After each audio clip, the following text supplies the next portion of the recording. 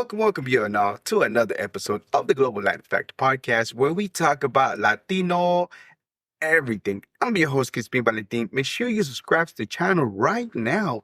Why? You have nothing to lose and so much to gain, so much empowerment, like this amazing story about Courtney Jordan, the bright mentality. Not only is she accomplished and created awareness to mental illness, but she's also been a CEO of the Year and MBA and so much more. And now to the episode. Hola.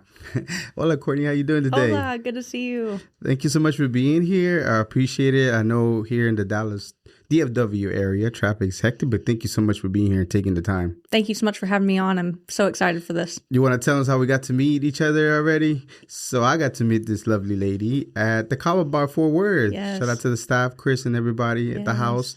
And, what was the first thing you told me? It was good to It was good for you to see me. I thought it was amazing. I'm like, so I stopped for a second. I'm like, did I hear that right? Like, oh, yeah. And I think I said, yeah, it is. It is very much so. All right. So once again, before we get started with everything, I'm going to start with a segment that I like to call Preguntas al Chile. Bree's going to go ahead and plug in the graphics. If you have not subscribed to the channel, now is the time. Why? You have all this amazing content of these amazing Latinos that are literally shaping our community and empowering our community right now. So make sure you subscribe right now. You have nothing to lose. Are you ready, Courtney? I'm ready. Tacos o tortas? Tacos. Corn tortilla or flour tortilla? For taste, flour. For health, corn. Gorditas or pupusas? Gorditas. Jarritos, what flavor? The jarrito drinks, have you ever had one? Oh, yeah, I think strawberry. Strawberry. Yeah. Okay. Yeah. Baleada or sopa de caracol? Those are Honduran dishes. Really? Conch soup or baleada, which is one of the typical dishes. Okay. Don't worry. It's okay if you don't know. Because now we're going to know and we're going to enlighten later and know about that part. So I was testing you, by the way. That's a good Tamales test. Hondureños or Mexican tamales? Tamales. The Mexican ones, yes, or the Honduran one? Mexican tamales. Have you ever had a Honduran tamal? I have not. I need to go. From my understanding, they're huge. Are they? Like a meal almost. So highly recommend it. Okay. Check it out. Agua de horchata, Jamaica, or tamarindo? Spa waters. Not really. I'm just kidding, guys. They're fresh waters. One of them is made out of hibiscus water. The other one is out of, it's like a rice. And tamarindo is kind of like a bean. So usually in a typical Mexican restaurant, you might see it or out and about. Have you ever had any of them? I have not. Okay, cool. We're going to put you on game. I'm going to put you on game. Yes. It's so good. Salsa verde, salsa roja. Salsa verde, for sure. Have you ever had churros or flan? Churros. I've had flan too, but I like churros. Yeah. Is it the consistency of the flan? I don't mind the flan consistency. I just prefer a churro. Are you into any hot sauce, Valentina, Tabasco, Cholula, any of that? Or do you even have your own preference in hot sauce? Yeah, if there's hot sauce on the table, I'll eat it. Yep, same here. Doesn't it amplify your food? Oh, yeah. People's like, you don't have no flavor. That's why you put salsa. No, it's not true. It just makes it 100 times better. I don't know if you're into dancing. However, when you finish celebrating an accomplishment, whether the CEO of the year, whether you be having a new journal or a new business, do you like to dance cumbia, salsa, merengue, or bachata? I am actually not a dancer. At all? I grew up dancing. I took ballet, tap, jazz, hip hop, break dancing. I did all of that. Awesome. And I do not dance anymore. I have people that are trying to get me to go take dancing lessons. Is that because of your religious beliefs? No, or just not into it no more? Not as at all. much? No, it has nothing to do with that. I just, it's not a passion of mine anymore. A dancer is always going to be a dancer, though, especially having the little bit Latina. You got the rhythm. I can move. Look at that. Shoo. When you first hear the word Latino or Latina, what is the very first, or Latinx, what is the very first thing that comes to mind for you? Strong. Okay. Now, let's break down a little bit of your why you're Latina. And some people might not be surprised, like, what? Courtney, Latina, what are you talking about? Yeah. But people that might not know, what is your relationship to the Latino culture and you being Latina? Yes. So on my mom's side, my family is Honduran. Mm-hmm. And I just found this out. Pretty cool. But in 1747, my great-great-great-grandfather founded Winope, Honduras. And Which is real close to the capital. correct. It's about 40 minutes from Tegucigalpa. Wow. Yeah. So literally down your ancestry, you're Latina, even though, again, not to call you out or put you on blast about certain dishes, but it's been so many generations, right? That is kind of cool. How does it make you feel when was it that you found out that you were Honduran or your lineage was from Honduras? I've known my entire life because my great-grandmother, when she would come to visit from Honduras, she'd stay with my grandparents, and I'm very close to my grandparents, and they helped raise my brother and I, helped my parents out a lot, and when she would come stay with them, I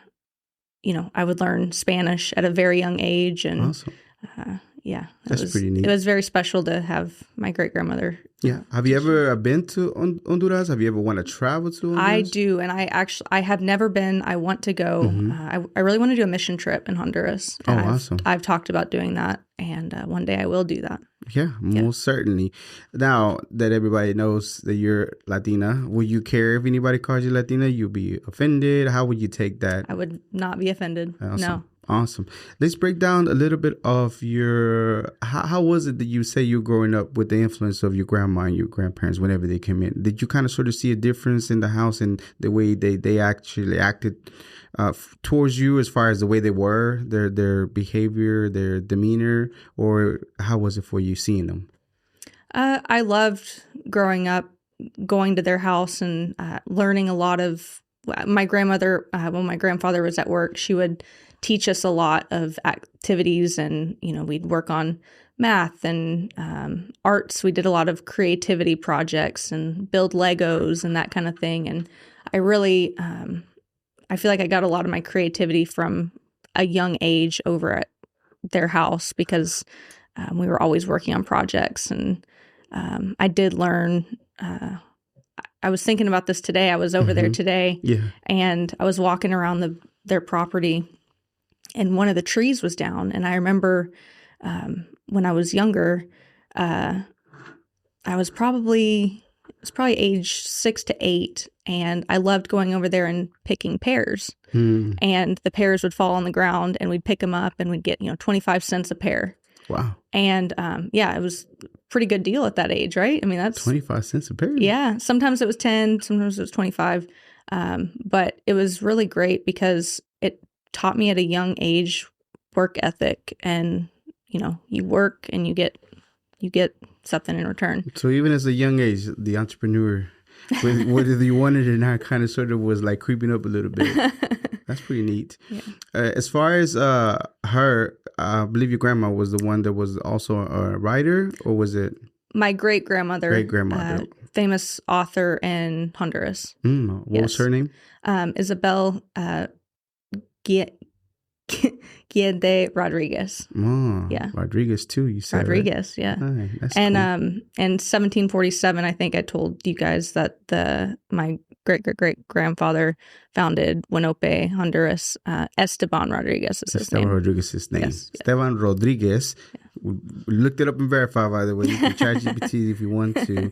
Okay, so any of those ways of them being Latino and just doing what they do because just is who they are impact you even more going forward, or did you never thought about it until like you were an adult and certain things started connecting, like learning about the exchange for money for food and work and things like that? Yeah, I'd say being strong-willed.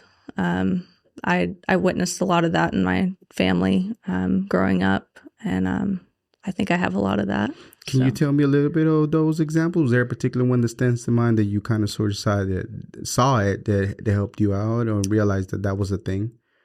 Yeah, I think just not giving up in hard times. Right. Like I saw my family go through hard times, and the faith that my grandmother has had in God and the Lord. And it's meant like everything to me, because in really hard times I can call on her for prayer. Right. And she's, even recently, we're going through some family things, and Absolutely.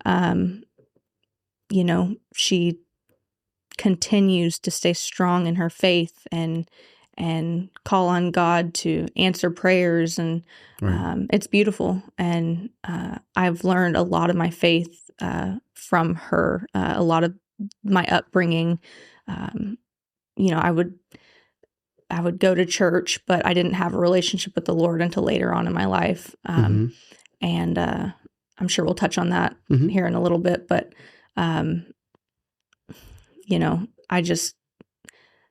the faith that she has is very, very strong. And it's something that I'll hold on to forever. Awesome. So definitely, by the way, I hope everything turns out for the best for y'all and your family. Yeah. So those early memories of her faith kind of sort of let you to know where you can go whenever you need it, and you were in need of strength, right? Strength, yeah. Awesome. Okay, so going through high school, so very active in sports, dancing too as well, right? Yes. So nothing out of the ordinary as far as you growing up that stood up as far as like things that you kind of sort of remember growing up for your life that impact you of what you do now, or nothing comes to mind? Whether it be for the writing part, the entrepreneur part. I always like to create. Mm-hmm. When I was growing up, I was in a gifted and talented program, and I created. I don't doubt it. Well, one of my programs that I had to create a project, and I had to come up with something to create. And my grandfather on my dad's side, he helped me build a rabbit cage. Pretty cool. Mm-hmm. It was from, we literally went to Home Depot and built it out of wood and plexiglass. And it was like a two-story rabbit cage. It had a little ramp for them to run up, and but I got best in show, and I just loved like that whole process of creating and seeing it come to life. And like, we created the product, but he also helped me document the product. So we had a whole binder. I still have it. A binder like this big, full of all the documentation, pictures of building this whole rabbit cage. Wow. So I did that with my grandparents, and then my mom's grandparents. I used to write a lot over at their house, and I wrote my first book. I think it's called The Saving Angel. Wow. And my grandmother has a copy of it to this day. We had a bunch back in the day. Yeah. You actually got it printed and everything? Yeah. Oh, wow. Yeah. That's neat. Yeah. Both grandparents played a role with that. So I wrote over at my mom's side, and then went to my dad's side, and they printed it for me. My grandfather had a big printer, and so. Did you put it like in a binder or things like that, or was it like a full scale operation as far as printing? No, it doesn't have like a binding or anything, but it was nice. That's cool. Yeah. Why was it important for your grandfather to document those things? Where do you think he picked it up from, or why did he wanted to do that when you were building that? That's a good question. He did a lot with maps, and he was very detail oriented, and he was a very creative person. He used to create logos for businesses, and I'm not speaking enough on the things that he's done, but I think just he learned, because he's such a creative person, that documentation is so important for the things that he has accomplished and done. Give him more credit. If you know more, please talk about Grandpa. What else did he do? How great is he? Yeah. It's still here, right? Correct? No, my papa, he's passed away. I'm very sorry for your loss, but it's in regards to the things that he left and he was doing. How great was he? Amazing. My mama and papa are both passed away now, but just also great pillars of faith in my life, and just strength. And they loved me, and I loved them so much, and I miss them a lot. I tell my mom a lot that I tell my mom and dad that I miss them. And my grandfather, he's a veteran, Mhm. and my grandmother survived breast cancer, and so they're both really strong. And I have a few journals that I'm going to be, I know we haven't talked about that yet, but I have some journals that are going to be dedicated to them for the things that they've done in their lives. So it's just Awesome. amazing people. Can't wait Yeah. to see the whole thing come alive and Yeah. the dedication part. We'll talk back. Things clicking on me as far as the way you are now, how you create things. It kind of sort of ties to your grandpa. It's crazy. It's neat though to see. Okay, so everything for you is nothing in particular stands out. You're going through school, graduate. I'm pretty sure with honors or something along. If not, they should have gave you honors. But then you go to college and you graduate 2014, right? Correct. Bachelor's in Communication. That was my major, and then I double minored in business and energy management. Okay, so everything going fine, nothing out of the ordinary doing at that time. Still, everything's normal. Have you thought about what you're gonna do after you graduate from college? Is there a mind? Do you have a path of where you're supposed to be going to after you graduate? I was fortunate to my junior year, I went into an internship at a company that I work for today, and it's in the energy field. Mm-hmm. And I got to intern as a junior, then as a senior, and then I got hired on full time after. So I'm very passionate about energy. I got my energy minor at TCU, and then got an energy management certification a couple years later, and then just got my energy MBA a few years ago. So I've done quite a bit with energy education.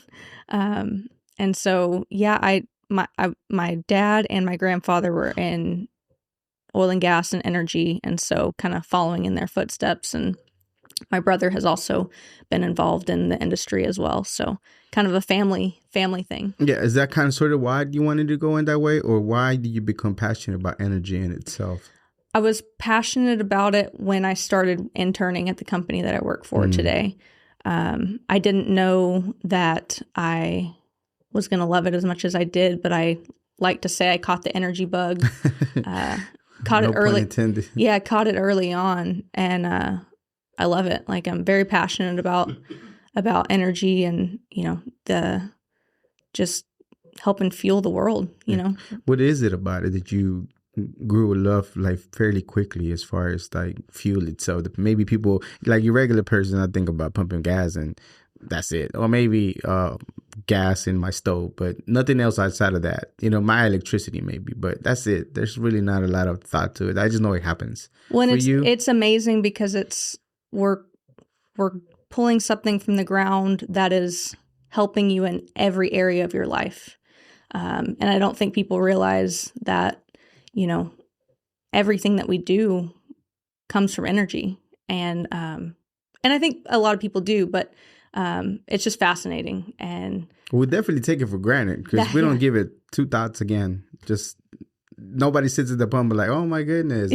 Not only did they dig the petroleum from freaking fossils for millions of years ago, and then now they have to process it in a plant, and now we got to make it fuel. So literally the things that come from the ground doesn't go into your car. It has to go through the entire process. Nobody sits there. Maybe you, but I don't think nobody else takes the time to think about that stuff. But it's pretty neat though, because it's true, right? It's true. We don't go a day without having and needing all those things. Yeah. So that itself sparked your love for it to want to get an MBA in it. Yes. Well, I challenge you. Well, backtrack a little bit. Before you went to your MBA, you had something that happened to you. Mm-hmm. We're not going to go too much into detail. Is whenever you're ready. But as far as you had something, you had to go to the hospital relating to a mental. I don't know if it's mental illness or how you want to call it, but something had to be addressed, right? Yeah. Everything was going fine. All of a sudden, now you find yourself in a predicament. And how does that happen? Yeah, I grew up. I had a great childhood. College was great. I've met a lot of my lifelong friends in college. And it was a couple months after I graduated from TCU. Mm-hmm. Shout out to TCU, by the way. I know great people over at TCU. So yes, shout out to shout y'all. out to TCU. Yeah. Great school. Love that school. Had some guests here from TCU Oh, too. great. So, yeah. Awesome. That's some awesome. alums, yeah. Or actually current students too. Okay. Yeah. Great. So I graduated 2 months later. I went through about a 2-week period where I wasn't sleeping, and my mind just snapped. And it was very dark, and it was scary. And luckily, my best friend and roommate was able to help me and take me to my grandparents. And she had it orchestrated to where my mom and my brother were there at the same time. And so when I get there, they were trying to figure out what I was talking about, because I was talking about religion like a lot. What did it look physically, as far as like you were just bedridden? Are you able to move? Were you like conscious but just not really making any sense? That it wasn't even that. It was just like hyper doing things. Okay. If that's the best way that I can explain it. That's fine. Just very hyper focused. And then I think the dark part was at nighttime when I was not sleeping, and I was, just in silence, and I was isolating. And so were you not getting any sleep whatsoever, or here and barely, there? maybe like an hour or two. Like an hour in and out of consciousness, but you were just right back away because your mind was so active. It was so active. Oh, wow. Yeah. So that day, my mind just kind of snapped, and I remember everything in my mind that was happening that was dark. It turned to light, and I just started thinking about God and everything that my parents and grandparents growing up had instilled in me. And my faith walk just kind of like flooded to my mind. And I just started thinking about, everything that I needed to do and accomplish on this earth. And it was like happening so fast in my mind. And, thinking I needed to talk to people about Jesus. And so back to being at my grandparents', and we didn't know what to do. Went to the hospital, and from there they said I needed psychiatric attention. Okay. And before we get to that part, when you talk about snapping, like your mind, for anybody that's listening, they might go through something like this and don't understand what it means. What does it mean? What does it feel like to kind of sort of identify that they might be going through something similar? It was like the lights were off, and then it just like the lights came on, and then I was just like everything was about God. Yeah, it was very strong. It was very strong. And I like to talk about this part because it's important that I say that this episode actually led me back to my faith. Okay. And I'm getting chills as I say it, but it's important because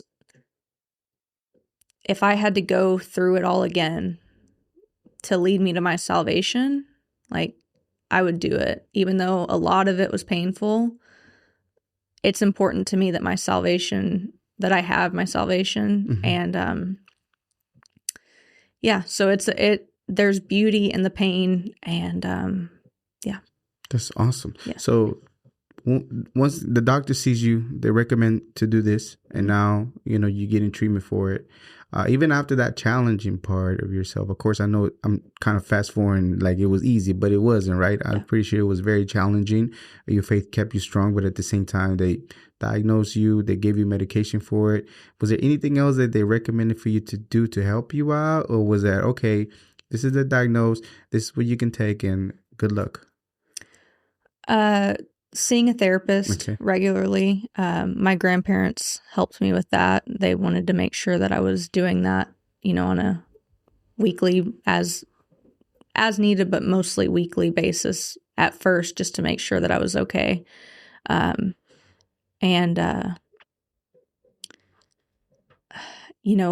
lot of what I worked on was cognitive behavioral therapy, and journaling. One more time. What's the name? Cognitive behavioral therapy. So it's CBT. Okay. All right. So fortunately for you, your grandparents were able to step in to have a counselor. I see a counselor too because I'm a veteran, so I don't come out of pocket. For people that, let's say, are not doing great as far as financially, maybe they don't even know where to go, but they know they need somebody to talk to. I know you might have some resources for people that might be able to tap into. Do you know? Yes. So I'm actually creating right now. I have a nonprofit. It's called The Bright Dose, and this is a nonprofit for people that can't afford mental health medication.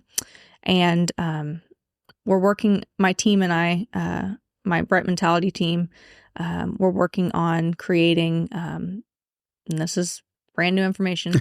Awesome. Exclusive. But yeah, I won't drop the name or anything, but a foundation that is going to help with therapy and coaching and journals and all resources for people that can't afford to have that. And I know firsthand what it's like to, pay that hefty price to get the help that you need. And for some, it's not fair that they can't have that. And so I'm doing the best that I can. And my team and I are trying to work on different avenues to get people the help that they can through resources and funds and donations. So. But as far as currently, do you know if there's any help from the government or anything like that people might be able to look into to get some guidance to where to go until yours is fully going? I know BetterHelp. I think BetterHelp is a really good resource for people. And is that the app? There's a website for it. Yes. Mm-hmm. Yeah, there's a website. So cool. Awesome. That's what I know of right now. Okay. So. All right. So now you diagnosed your senior counselor. When do you decide to do the Bright Mentality? First, about the name itself, can you kind of sort of tell me why you went with that? Because it's a great name, by the way. And out of that Bright brand, there's all kinds of other branches that started happening, which is great. So it all kind of made sense and worked out, right? Yeah. But why? You're working, you're doing great. You're still having to see a therapist and medication. But is there anything else that you see that makes you want to say, this is needed? We need to have this. And can you explain to us? Yes. Okay. So I remember I was in my apartment and I was watching an episode of Grey's Anatomy, and there was an episode on the show where one of the great doctors on the show has a mental breakdown. And I saw the coworkers that he works with, they rallied around him. And when I say that the coworkers that I've been blessed to be around did the same for me, I can't even explain like how much they've been there for me through the hard times that I've had with my mental health. Just so caring and compassionate, and just the best work family. And when I saw that on a show, it hit home. And I remember I stood up that day, and I was watching TV. I stood up and I was like, I've got to do something. Like, I've got to take a stand. I've got to do something, because this is happening to people. And yes, it was a TV show, but that's reality. I mean, that is happening. Right. And it's happening to people that are in high performing places. And the thing is there is a stigma, and it needs to be gone, because you can accomplish your goals and your dreams despite having a mental health diagnosis. And that is the goal with the Bright Mentality advocacy, is to really let people know that they can get through these hard times, and that just because they have a diagnosis, it doesn't define them. Do you think it's a stigma because people don't want to be labeled that they have this, that the doctors say they have? Is that kind of sort of it? Or is there more of like judgment or things like that kind of sort of is a stigma instead of like getting the help that you need? I think it's all of it. I think people feel weak if they need to ask for help. And then I think when people hear that you've got this diagnosis, sometimes people will be like, oh, not always. That doesn't always happen. But you felt it to where you told somebody you were opened up to somebody and you saw it. I hid for a long time. I hid from my diagnosis for a long time. Why did you want to hide from it? Was it the same things that I just talked about, or was it something else for you? I hid because I felt that if I was going to excel in life, I couldn't have that over me, and that people were going to look down on me. And the direction that I was wanting to go in my life and like climb the ladder really fast, I was like, I can't do that with this. And it wasn't that anyone told me that. It wasn't that anyone acted that way towards me. It was an inner feeling that I had from just hearing people talk about this person has that, and then the reaction that they have to hearing that it was watching the way people reacted.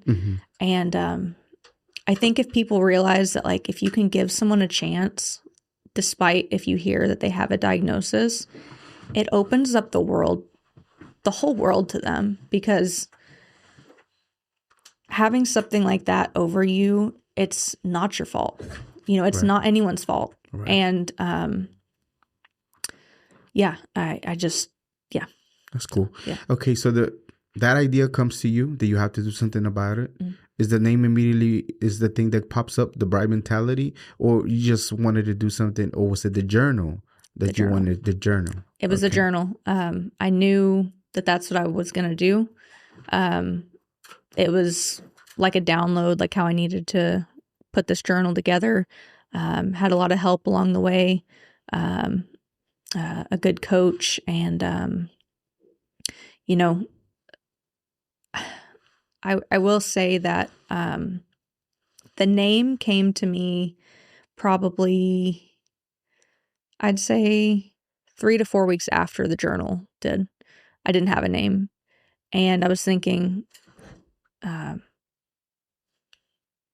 on Kobe Bryant, Mamba mentality. Mamba mentality, yeah. And I loved that, and I was like, that's amazing. And then I was like, what could someone that's going through a hard time, what could they need?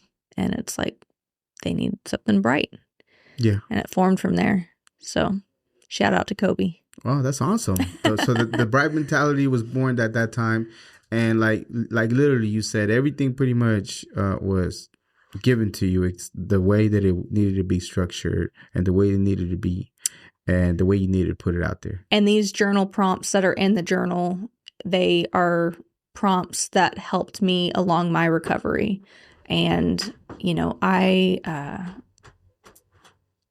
didn't have them. I mean, obviously this is its own version, but I think that having it all in one place rather than just different, like on an app or something like that. That's what I was going to ask you, because let's say, for example, again, they gave you counseling, medicine, and diagnosed, but on your way, but then they give you tools that you have to get this app, you have to do this, they recommend journaling, they do all that. And, there's a bunch of things that are like all over the place that you can do, but you had the bright idea to be able to put it all in one, like you said on the podcast, one-stop shop for the things that you need to be able to have all you need to help you with your recovery, or just help improve as a human being in general, right? Yeah. That's awesome.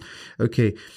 I was thinking about earlier when you were saying about your grandfather, how he documented, and then now you created this, how it wasn't the rabbit house, but it was like the equivalent of how you were putting it together, and how that influenced. I love this connection. I honestly, it blew my mind when you made that connection, because that's very cool. And I know he's watching right now, hopefully. Super proud. So cool.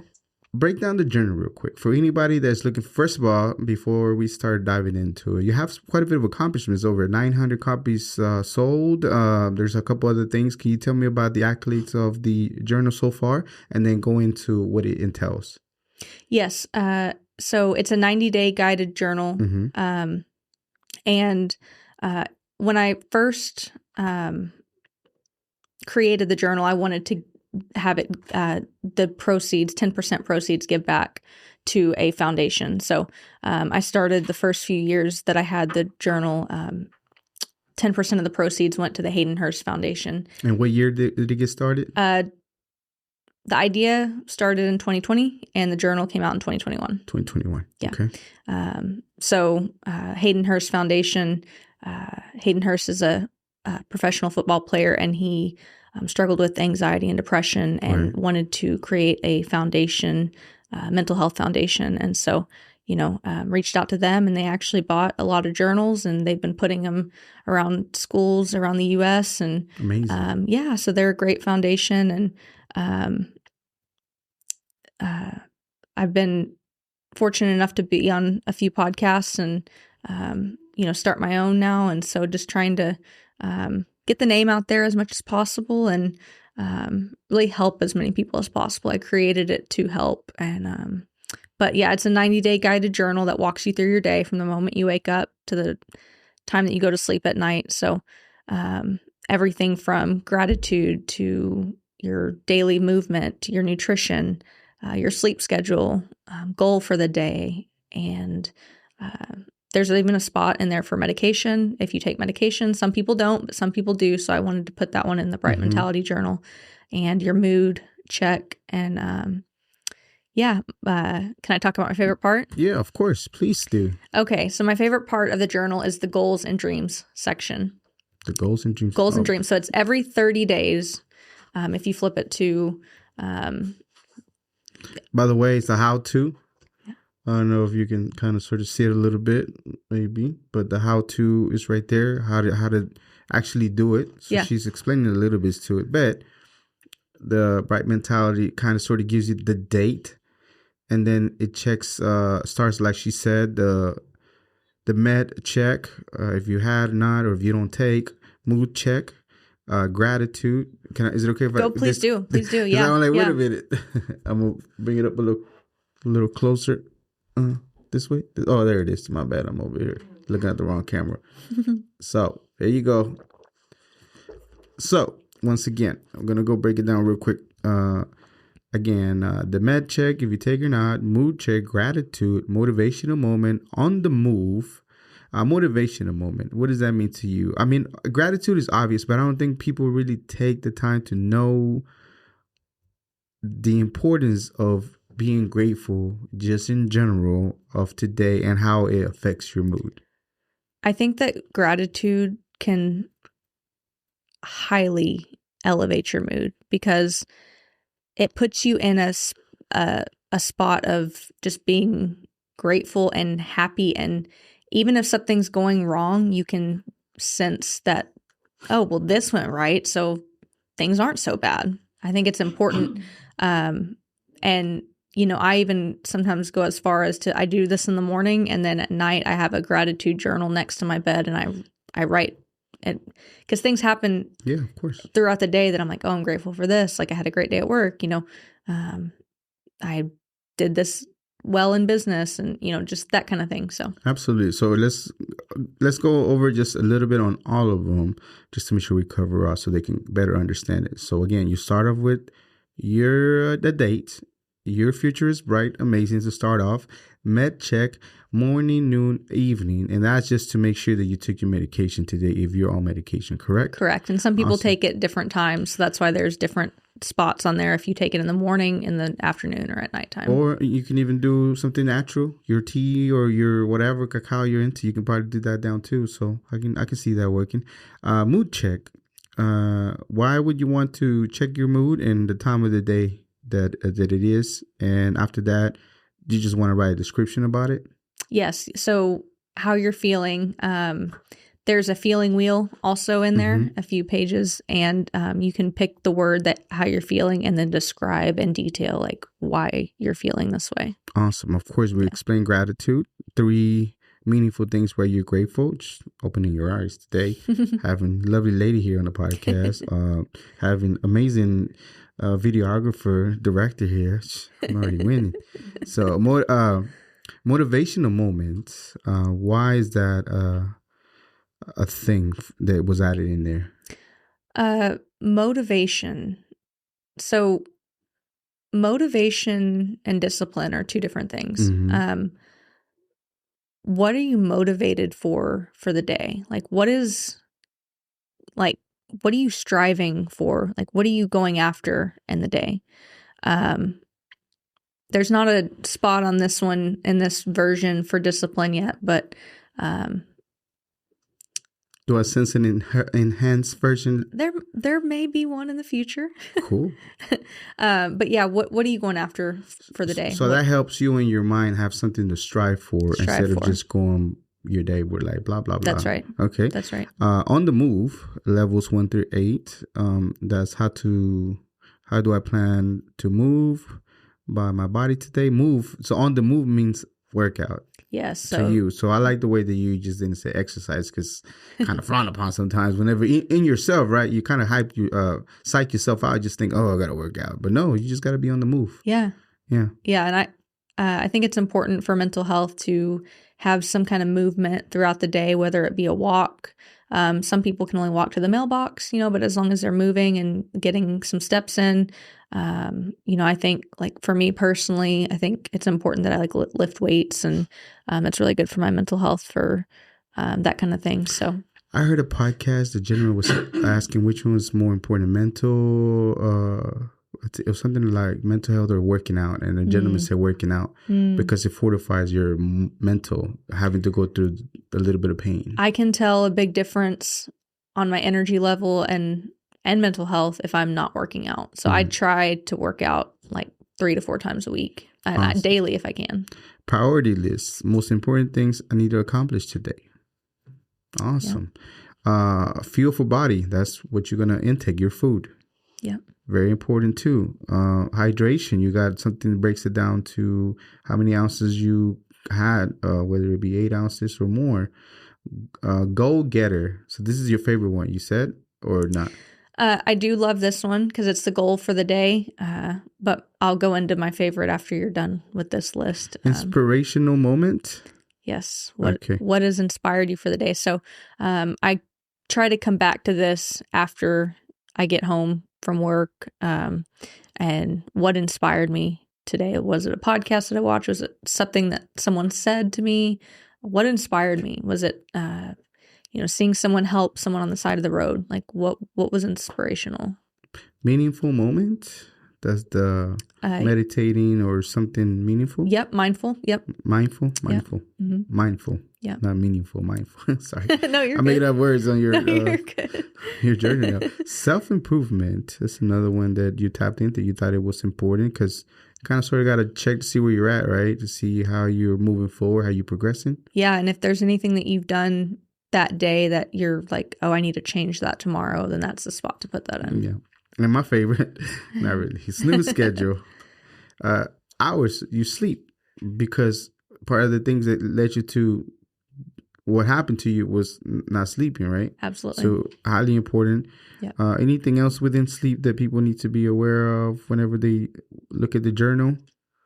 No, I just think that, sleep is just so critical for someone's mental health. And I've been watching a lot of podcasts on high performance individuals, and they talk about how sleep is, aside from nutrition, like sleep is like critical for your health. Yeah. Just everything that you do, like you need to have, like 7 to 8 hours for like a good amount of sleep. So. Yeah. And again, what was your favorite once again? So every 30 days in the journal, there's a spot for goals and dreams. And this is the wheel. Yep, the feeling wheel. Feeling wheel, real quickly. A spot for goals and dreams. So This one? Keep going. Keep flipping. There you go. Goals and dreams. Goals and dreams. So her favorite one. You're going to write your weekly goals, your monthly goals, and then the top 5 dreams that you will accomplish for the year. Will accomplish. That's right. You got to dream big and go after the things that you want in life. And I really like to help people with their goals and their dreams, because it's so fun for me to see when people accomplish something. Mm-hmm. Like we get so excited, like we're, I just had a talk the other day at a university and was teaching a class on entrepreneurial leadership. Yep. And, some people don't agree with this, but I think you should celebrate your wins. Like, if you do something big, celebrate it, because it gives you momentum. It gives you fuel to get to the next thing that you want to do. And why is it frowned upon for some people not to celebrate your wins? Some people say, so I've been watching, I watch a lot of podcasts, and some people say, just keep moving on. Like, you do something good, great, pat on the back, move on. But I like to celebrate. Again, to each their own, because there's so many of us, right? Yeah, and then everyone's different. They might exactly. Yeah. So it works for them, but for you, if you feel like it's a big deal, because for example, once again, I am the ambassador of the year for the Hispanic Chamber of Commerce 2025. Yes, he is. I feel amazing to telling everybody, and not to boast, but like it was pretty cool that first of all, I don't get no money from it. It entails volunteering, and because those people motivate me so much and inspire me as how much passion they have to help entrepreneurs, that even without wanting to, I was heavily involved because of how passionate they are, that I ended up being the ambassador of the year without even wanting to. You know what I mean? Yeah. It wasn't a goal that I set to get. It just happened because I was so inspired by them guys. I'm so proud of you for that, by the way. Thank you. So cool. So I went to tell everybody, not to get too everybody and their mama, that I got to talk to me immediately, because it was pretty cool. And again, I get no money of it, and that's whatever. None. It doesn't matter. It's okay, just, so how did you celebrate? Did you get a cake? Like, what did you do? I had a bula.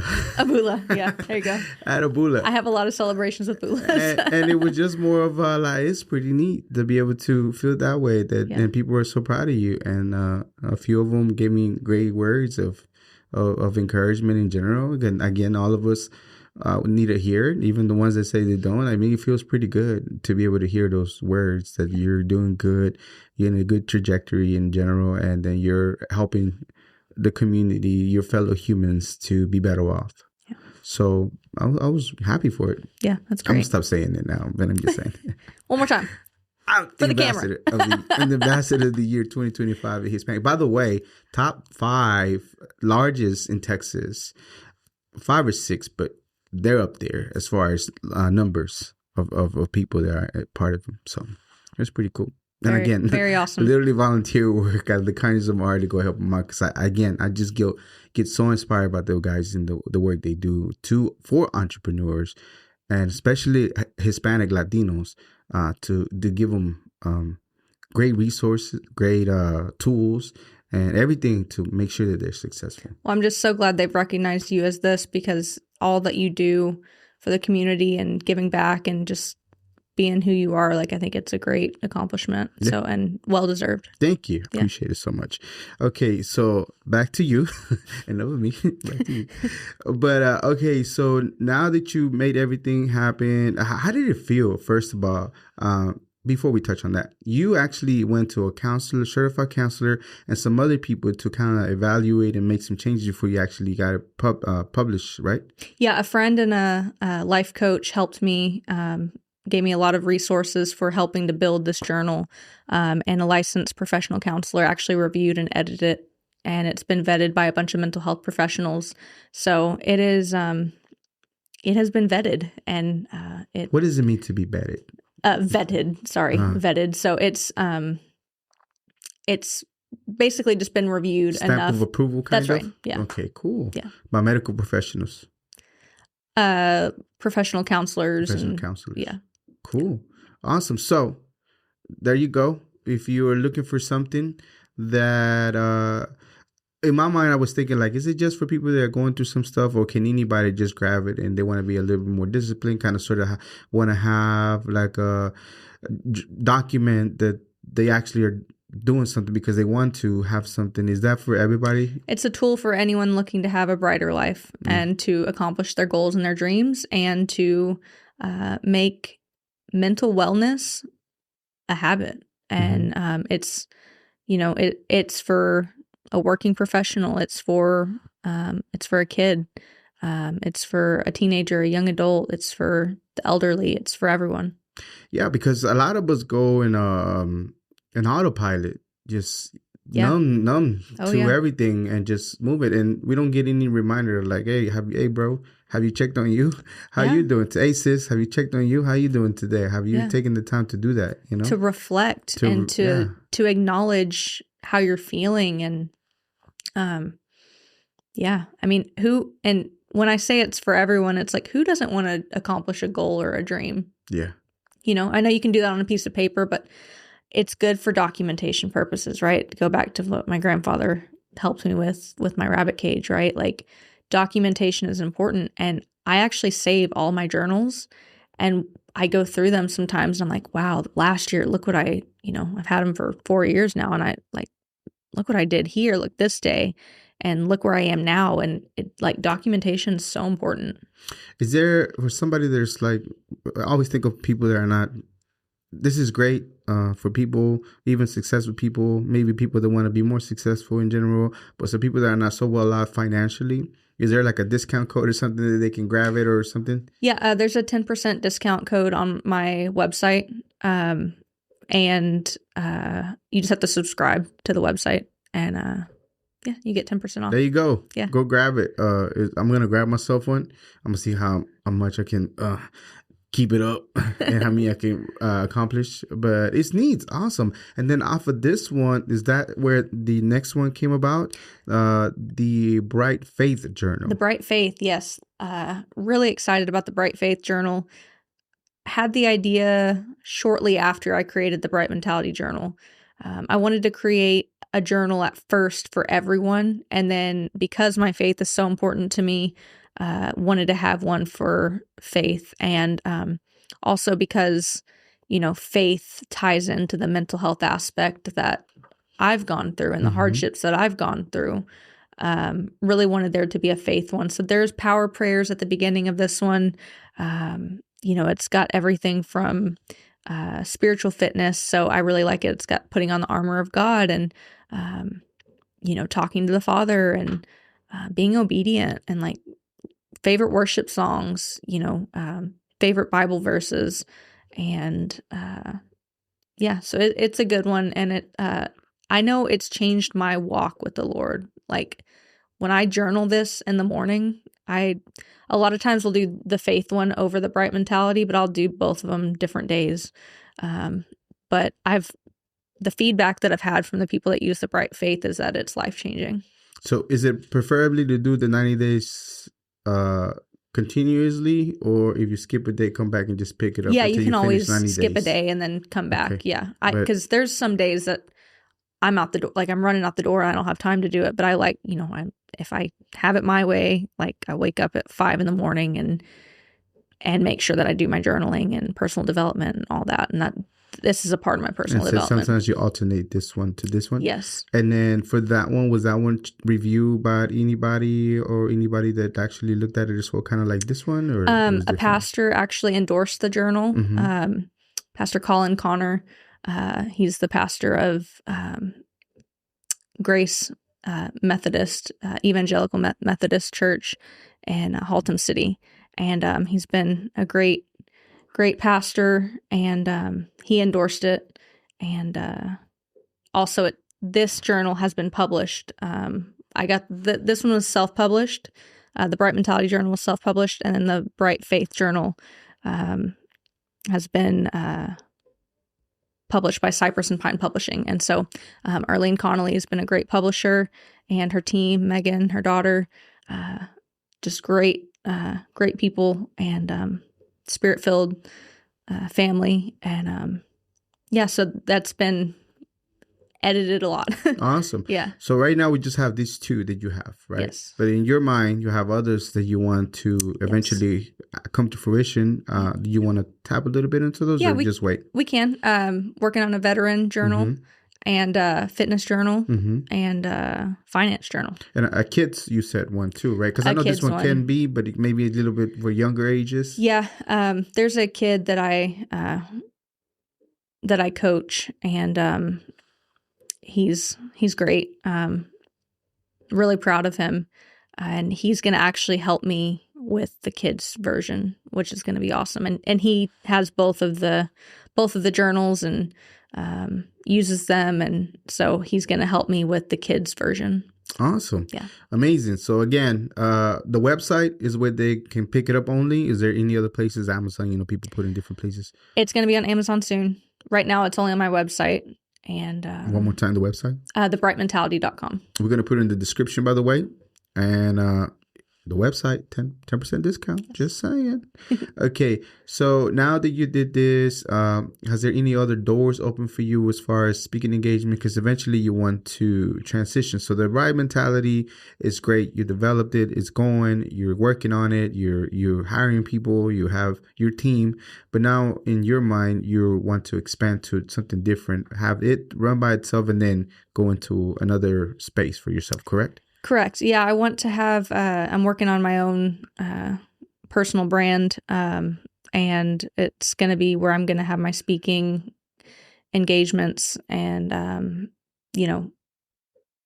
corporate wellness speaking engagements and coaching. So it's for high performance individuals, and yeah, so really trying to get the bright mentality where it needs to be, and everything bright. I have a lot of different bright businesses that I'm trying to get going with my team, and but once I get that fully launched, I want to speak on wellness and energy and energy advocacy and wellness in general, and yeah, I'm really excited. So, but this one did open up some doors for people to have you speak to students, to different people, right? I've done quite a bit of speaking over the past year and a half. Mm-hmm. And probably my two favorite speaking engagements was at church, nice. At Grace Church, that I spoke about, the pastor that endorsed this. Nice. I got to speak to the women at that church, and then also speaking at TCU, actually yesterday. So I got to speak at TCU and talk to kids in entrepreneurial leadership, and that was probably my favorite talk. Like, honestly, seeing how excited the students were and all the questions that they had on entrepreneurship, it fired me up, and it just made me so excited for not only like the direction for me, but like for them. Like I told him, I believe in you guys, and like go after what you want to, and go after your goals and your dreams, because the younger generation needs to hear that, and they need to know that they can do big things and change the world. Yeah. So was it one of your favorite ones so far as speaking, because all of them were very attentive and they were taking notes, or because that was of pretty how much cool? Yeah, that open? was pretty cool. And just the way that they received the information, I was open about my story with them, and didn't sense any judgment, and it was, and I want to say I have not received judgment from people from opening up. I appreciate that. It's been this journey opening up about mental health and my journey itself. People have been great, and how would you think you will receive any judgment or shame from people that, for whatever reason, don't see it the same way you do and want to opinionate on your life, being one puny human and 8 billion people? How would you think you react? I think it would hurt, but I have to have enough confidence that I know who I am, right, and I know that it's just a diagnosis and it doesn't define me, as I talk about all the time. But, I think for people that don't understand it, they get scared and they start judging. And when you don't know something, it's hard to have empathy for that topic. And, I talked to at TCU yesterday. I told him, I said, they actually asked about empathy.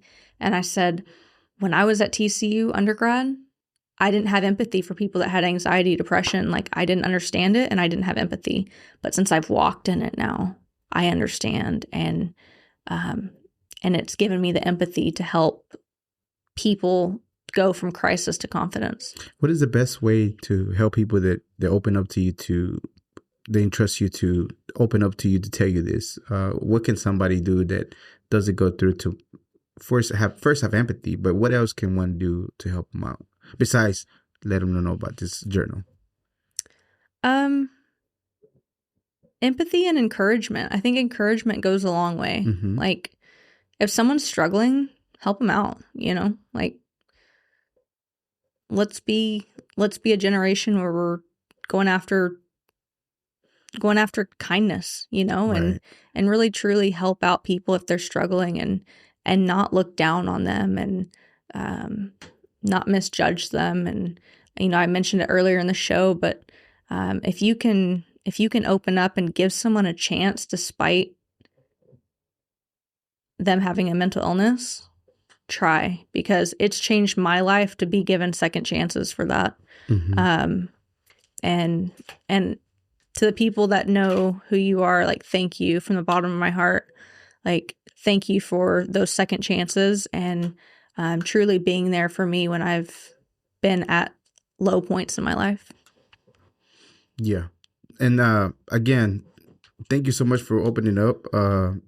I didn't want to get too personal to whatever diagnosis or whatever it is, Yeah. for the same reason that I just think, irrelevant to that, it helped you get this out and create this, that other people can have a tool for them to use and be of help to them to walk them and get them out of that darkness that they are at this moment in time. Yes. And I love that part. I'm super particular with words. Especially in the English language, because we have certain words that makes you more, how would I say it? I know you said the word, I didn't say it, I think, but more submissive to, just in general, not just God itself, right? But I'm particular. So when it comes to like having to say about, this is not defining me, this is not who I am, it's great to hear, because other people kind of sort of take that label on and put it on their shoulders and walk with it, instead of like, okay, so it was somebody's opinion, I get it, but still, you have other ways out.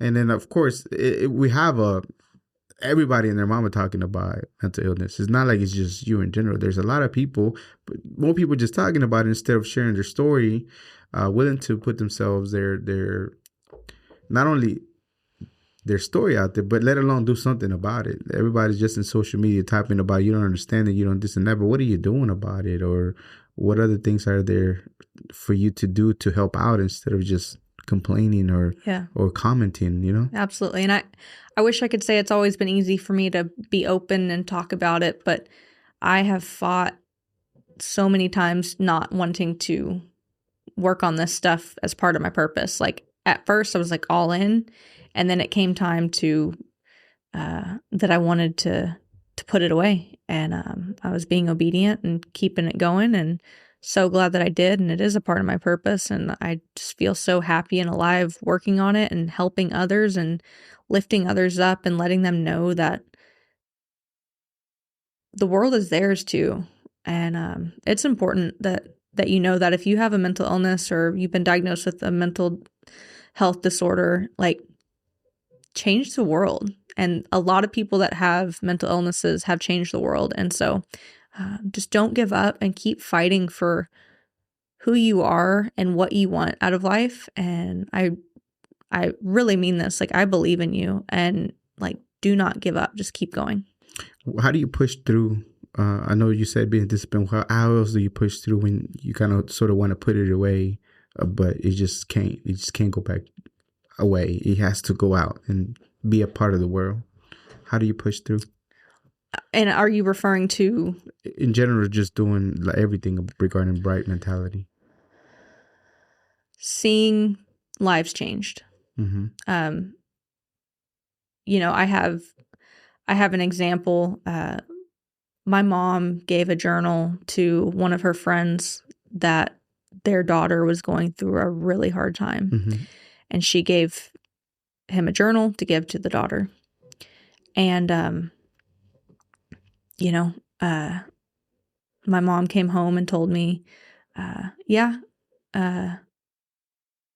so-and-so opened the door and his daughter was working on the journal and it made him so happy and stuff like that. Like that makes my heart so happy because all the years of and time and dedication that I put into to see someone use it to help them. I mean, that's what I did it for. I said when I created my first journal, I said, if this helps one person, then all the pain will be worth it. And I think it's helping people. Awesome. And yeah, so Awesome. Super proud of you. thank you. Awesome. We're on a show on time, but before I let you go, was there anything driving over here that you thought, I hope he asked me about this, or I hope we talk about this? Anything that comes into mind? I know you said something about the future goals, but is there anything else? Yeah, something that I like in the works. Yeah, absolutely. What's in the works? Working on a high performance productivity planner, and I'm really excited about that because I want that to be used for everyone, and not just mental health, but for entrepreneurs and CEOs and business builders, and I'm excited about that one. Okay. And I know you had some accomplishment that you had. Of course, you have your MBA, but you were also voted the CEO of the year for a particular company or organization, and the board of the Petroleum Club, right? Yes, on the board as well. Yes, at the Petroleum Club of Fort Worth. So you started as a member, now you're on the board. Yes, I've been a member of the club for about 12 and a half years, as long as I've been in the oil and gas industry. And the people at the Petroleum Club in Fort Worth are incredible and like a family there. So yeah, so you had events there that you serving the board. I had my launch party for the Bright Mentality at the Petroleum Club. I got to speak there. It was pretty cool. Awesome. Yeah. And then what other accomplishments have you done for yourself, or what else do you want to in the future? To be continued. Yeah, there we go. To be continued. Okay, so before we let you go, anything else that you on your drive over here, like, man, I wish you really asked me about it. Touch us up on this. Anything else?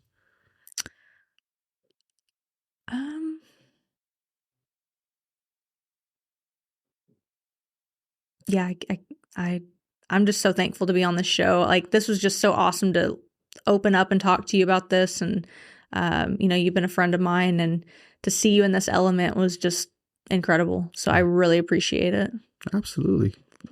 The pleasure's all mine. What was the one you said? Sorry, I got to get it right. It was good to see you. It was good for you to see me. It was great for me to have you here. All your social media, where can people find you at? And any projects you have coming up here soon, whether it be a speaking engagement or an event that you're throwing, anything like that? No big events right now. Probably a nonprofit event. I'll let y'all know on social media. I'm on Instagram as It's Courtney Jordan. And also the Bright Mentality is The Bright Mentality on Instagram, Facebook, and I'm on LinkedIn as well. So be sure to connect. Make sure you follow her. Follow her on all the places. I'm going to put all the social media links. So it'll make it easier for you. I don't know what else to do for you. Any shout outs, saludos for anybody? I know that you have a bunch of people that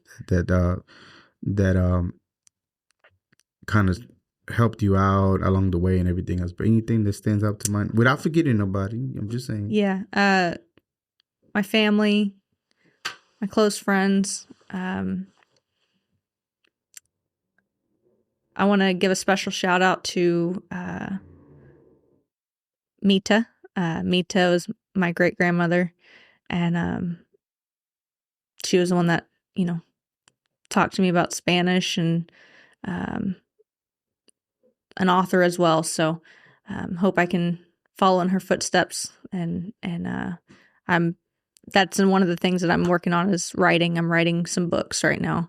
And then also I want to give a shout out to my coworkers at the job that I've been at for a while, for about 12 years. And all these people have been instrumental in my recovery and walk to healing, and just faith in general. And I wouldn't be here today without all of them. So I'm just so thankful for all of them. And of course, the Lord Jesus, my best friend.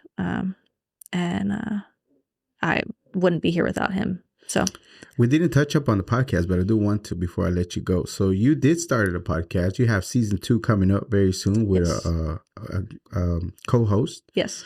And why did you want to initially launch the podcast? Was there awareness for the book, or did you just wanted to have people come in and talk about what similar things? I launched the podcast originally for the same reason that I had that aha moment about the Grey's Anatomy. It was to help spread awareness and let people know that, yeah, you may have this illness, but it doesn't define you, and it's not going to prevent you from going after your goals and your dreams.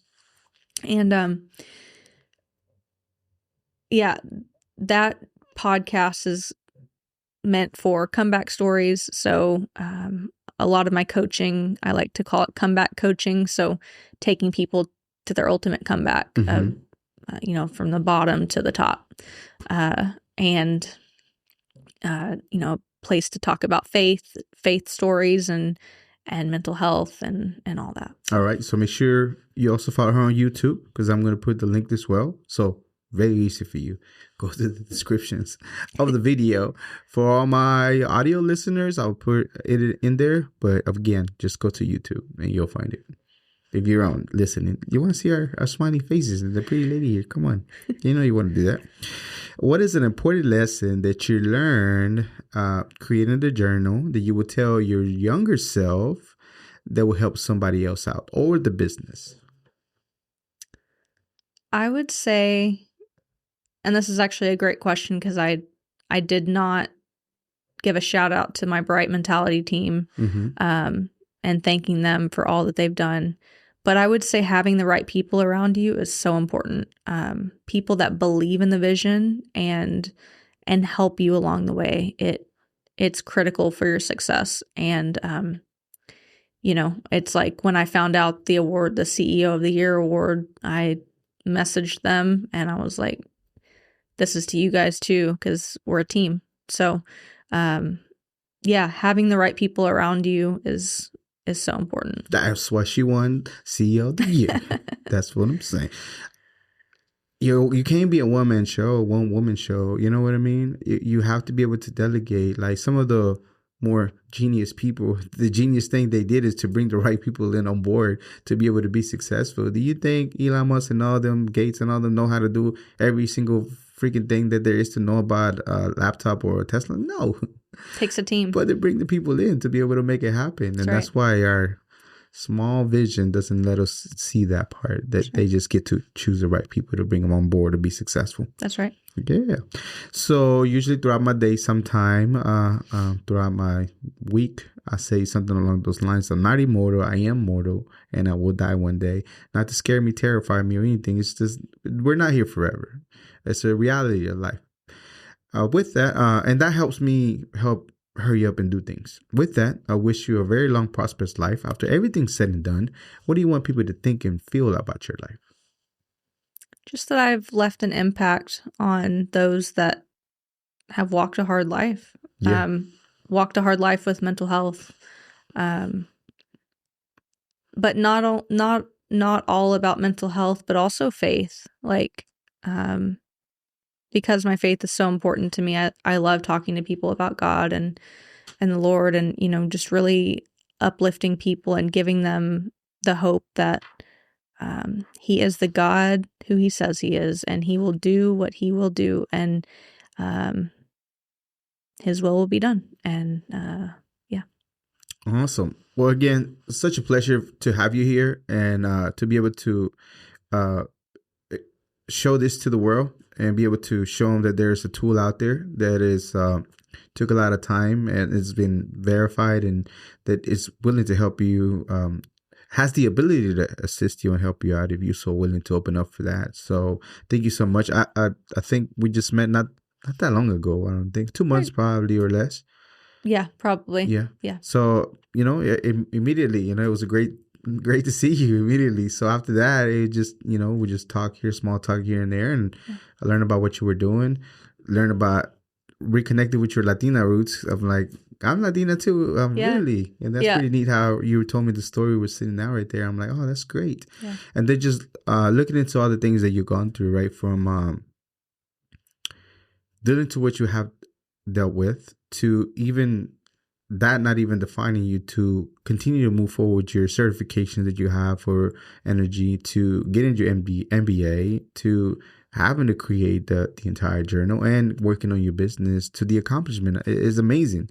It's amazing the work that you're doing, and the fact that it is a topic that people need to open up, especially our Latino community, that we don't live in an old world. We live in a modern world. That this modern world does ask for you to be able to check yourself, to be able to know where you're at emotionally. It's not back in the days anymore. We're living in 2025, and we need to align with that if we want to be successful, not only for yourself, but your family. And to have those things right here, those tools, is great. So I appreciate it so much. And without a shadow of a doubt, you are a global Latin factor. Thank you so much for being here, Courtney. Thank you so much for having me. This has been amazing, and I wish you all the best in everything that you do. Awesome. This was another episode of the Global Latin Factor podcast. Remember to subscribe right now. Once again, open up to the amazing possibility that you can learn from an amazing Latino right here in the podcast. And remember, we are just like you. We are people. We are the spice and flavor in this melting pot that it is the world. Till next time.